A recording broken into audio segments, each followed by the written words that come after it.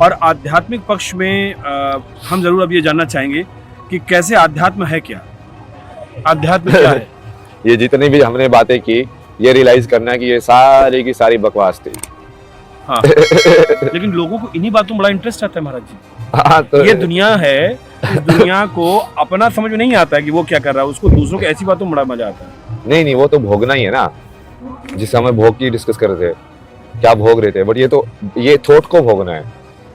जैसे मूवी को हम भोगते हैं जाके, तो क्या भोगा आपने, एक थॉट के बॉक्स को ही तो भोगा।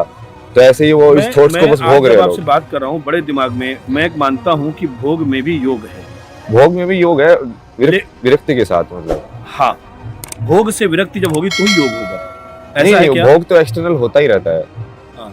जैसे आप हमेशा अब किसी को भी देखोगे ना, जैसे कृष्ण के साथ इतनी सारी, वो बाहर से देखोगे तो ऐसा लग रहा है कि बहुत बड़ा भोगी है, लेकिन वो योगी है। बट वो योगी है।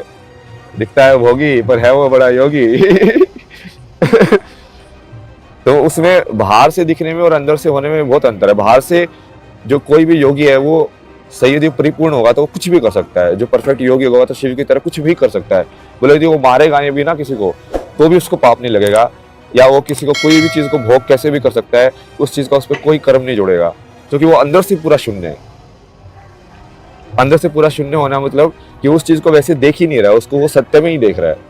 वो देख रहा है कि सब शून्य ही है, तो मैं किस चीज को मारूंगा, कौन मन रहा है, मैं तो कुछ कर ही नहीं रहा हूं। आपने भी भोग और योग की बात कही, अब मैं खाली आपका एक ओपिनियन लेता हूं ताकि हमारे देश में जो युवा हैं वो इस बात को समझें, बड़ा इंपॉर्टेंट है। एक तरफ है रजनीश ओशो, वो ये कहते हैं संभोग से ही समाधि है। किसी चीज को हम दबाते हैं तब तक वो चीज रिएक्ट करती है। वो कहते हैं कि जितनी अश्लील पिक्चर, इनको हम लोग बोलते हैं, कहते पूरे शहरों में आप अश्लीलता फैला दो, आप एक दिन हर व्यक्ति जो उसको रोज देखेगा उसका वो विचार शून्य हो जाएगा, और वो जब उससे बिल्कुल तृप्त हो जाएगा तो वो स्वभावतः योग की तरफ आ जाएगा, और वो योग जो होगा वो उसकी चरम स्थिति, या वो योग जो होगा वो उसका स्थायी होगा। ये रजनीश का कहना है। इस बात से सहमत है क्या आप? नहीं, ये उल्टी टेक्निक है ये।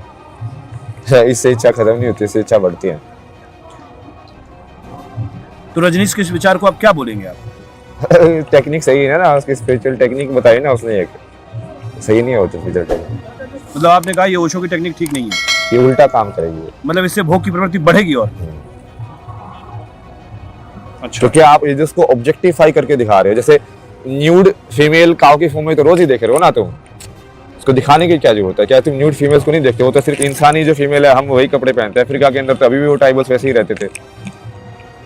तो वो न्यूड दिखाने में और उसको भोग में अंतर है ना।